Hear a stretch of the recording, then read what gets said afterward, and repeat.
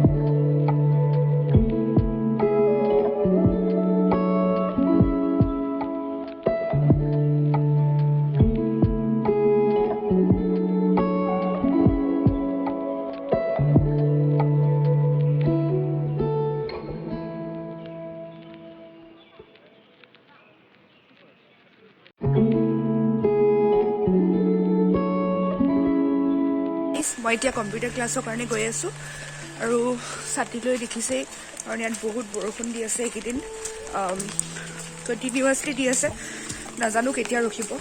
বৰষুণবিলাক দি থাকিলে ভালো নালাগে মন চনবিলাক। তো গাইজ মই গৈ আছোঁ এতিয়া।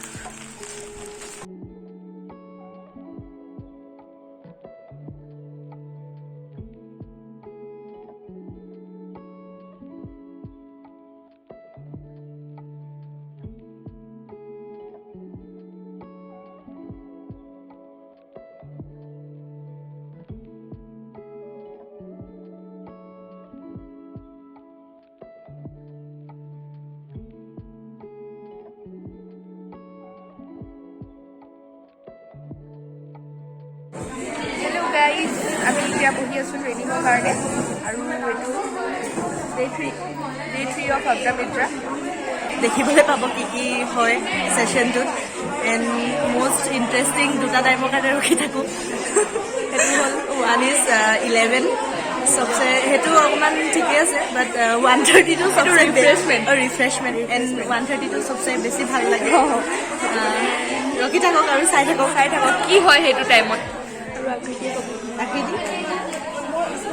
কি ক'ব, ভাল লাগিছে আৰু কৰি নতুন এক্সপিৰিয়েঞ্চ, বহুত কিবা কিবি শিকিব পাৰিছোঁ। গাইজ, কালি আমি হেৰিও কৰিলোঁ ন, ইয়াত শিকোৱাবিলাক CPR দিছিলোঁ, হাউ টু গিভ CPR দিবলৈ শিকাইছিলে, আৰু আমি গৈ সেইটো হোষ্টেলত ট্ৰাই কৰিছিলোঁ।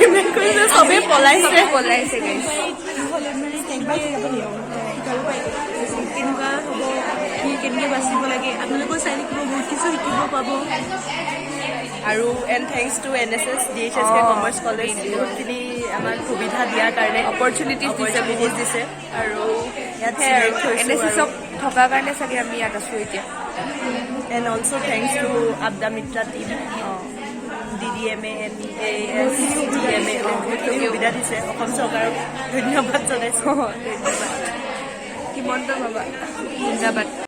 এক্সটিংগুইশাৰ অপাৰেট কেনেকৈ কৰিব লাগে ইভেন সেইটো দেখুৱাব এক্সটিংগুইশাৰ তেওঁ হৈছে কাৰণ আমি স্পাইন ইঞ্জুৰিত কেনেকৈ টেকেল কৰিব লাগে সেইটো দেখাম ঠিক আছে তো আমি কিছুমান বস্তু আগতীয়াকৈ ধৰি লওঁ যে এইটো হৈছে সেইকাৰণে আমি কৰিম এতিয়া কথা হ'ল কি কৈছিলো যে আমি তেওঁৰ ষ্টমাকটো তেওঁৰ মানুহজনৰ তল চাইডে হ'ব লাগে আমি হিচাপে কৰিলো অ'কে তাৰপিছত হাফ ফৰাই এতিয়া যেনেকৈ এটা মেচ বক্স আছে মেচ বক্স ললো মেচ বক্সটো মেচ কাটি তোমাৰ আৰু স্ৱেলিং ফুলি যাব আৰু পেইন খুব পেইন হ'ব বহুত পেইন হ'ব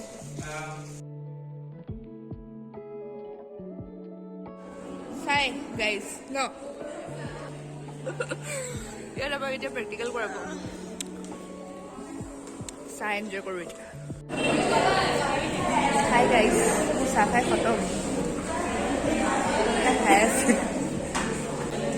পিটিকা ঐ পিটিকা say hi পিটিকা papa we are waiting for practical stuff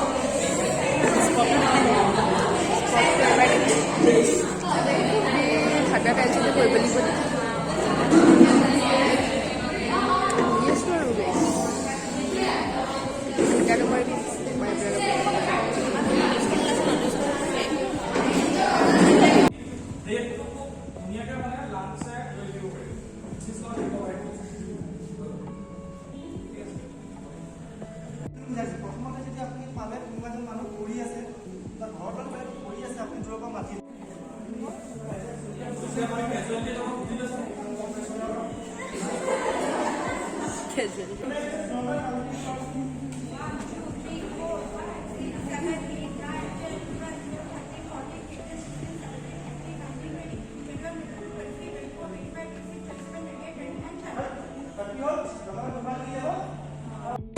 guys আমাক ৰ'দ দিছে এতিয়া গাঁঠি মাৰিব দিছে ন শিকাবলৈ তো আপোনালোকে চাই থাকক কি কৰোঁ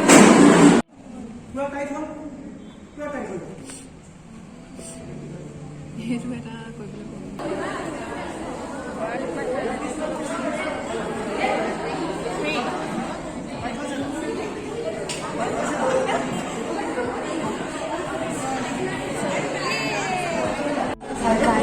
উলিয়াব নিদিয়ে মনে মনে কৰিছো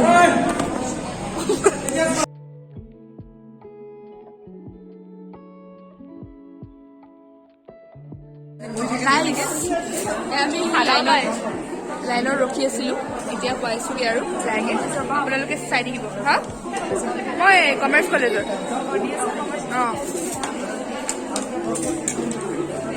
লৈছা লৈছো দেই আহিছে আমাৰ খানা মই ব্লগ কৰি আছো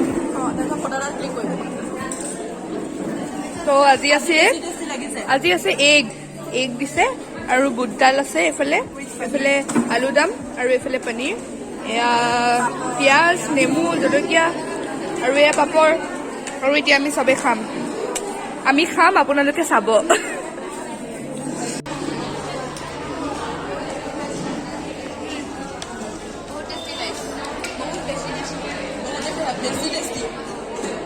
A few moments later.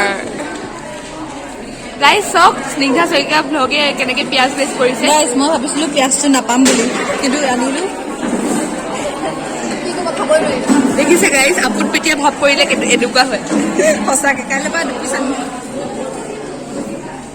আপুনি কিবা ক'ব আৰু একো নাই মাত নোলাই এতিয়া এখেতৰ এবচেঞ্চত গাড়ীখন কোনে চলাব ধৰিব ৰাতি কোনোবা এজন মানুহক আমি হস্পিটেলত নিব লগা হয় মোৰ ঘৰত গাড়ী নাই মোৰ কাষৰ ঘৰত গাড়ী আছে মই কৈ থোৱাও আছে গাড়ীখন আপোনালোকে দিবনে কিবা guys we back to hostel আমাৰ হৈ গ'ল so much of tiredness অসমীয়াত কবি ইমান ভাগৰ লাগিছে টোপনি ধৰি লাষ্টৰ ক্লাছটো বহুত বৰিং নহয় অৱশ্যে ইণ্টাৰেষ্টিং কিন্তু আমাৰ আফটাৰ লাঞ্চ হৈ যায় যে ক্লাছটো আফটাৰ লাঞ্চৰ কাৰণে বহুত মানে ভাগৰ লাগে আৰু টোপনি ধৰে তো সেইকাৰণে এতিয়া আমি ধুনীয়াকৈ গৈ আছো খোজকাঢ়ি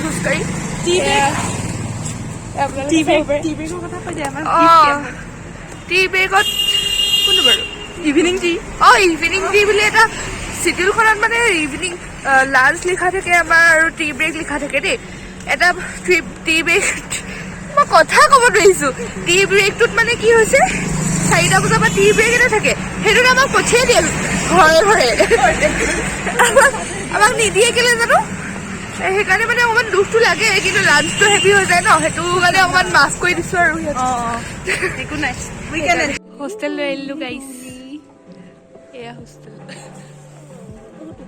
আৰু এয়াহি ইমান আমাৰ হেৰি বেড দিলোৱে আমি দিলোৱে